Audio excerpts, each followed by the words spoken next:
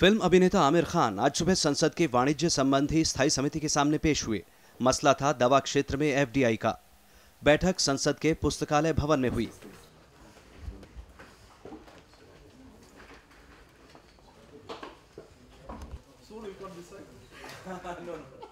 समिति के अध्यक्ष शांता कुमार और सदस्यों ने दवा क्षेत्र में एफडीआई और इससे जुड़े कई अन्य मसलों पर आमिर खान की राय जानी।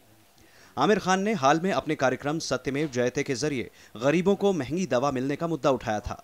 आमिर ने बैठक के बाद जेनेरिक दवाओं को लेकर आशंकाओं को खारिज कर दिया।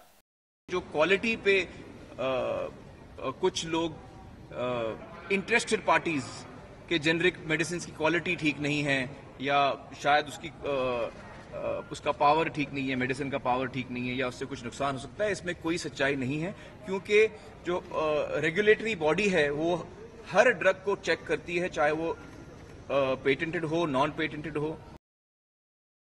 आमिर खान ने समिति का आभार माना और कहा कि गरीबों को सस्ती दवाएं मुहैया कराने के मामले में राजस्थान और तमिलनाडु की सरकारें नजीर हैं।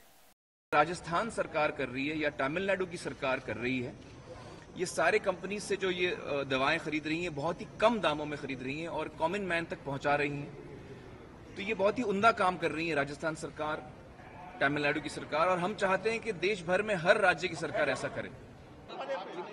स्थायी समिति के अध्यक्ष शांता कुमार के मुताबिक कमेटी ने कई पहलुओं को उठाया है और उन खबरों पर भी गौर किया है जिनमें कहा गया कि अकेले वॉलमार्ट ने एफडीआई की लॉबिंग पर 65 करोड़ रुपए खर्च किए।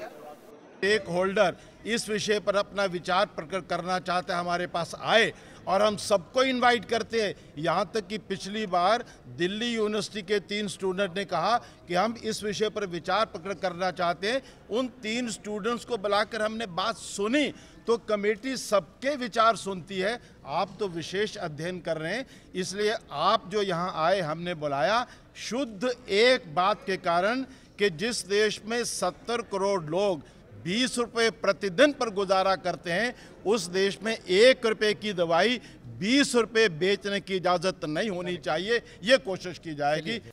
इन दिनों देश में बहुराष्ट्रीय कंपनियों के बढ़ते असर और दवाओं की बढ़ती कीमतों को जोड़कर देखा जा रहा है और कुछ भारतीय दवा कंपनियों के अधिग्रहण के बाद कई तरह की आशंकाएं भी जताई जा रही हैं। संसद की वाणिज्य संबंधी स्थायी समिति के समक्ष गवाही देने के बाद आमिर खान ने जेनेरिक दवाओं की तारीफ की।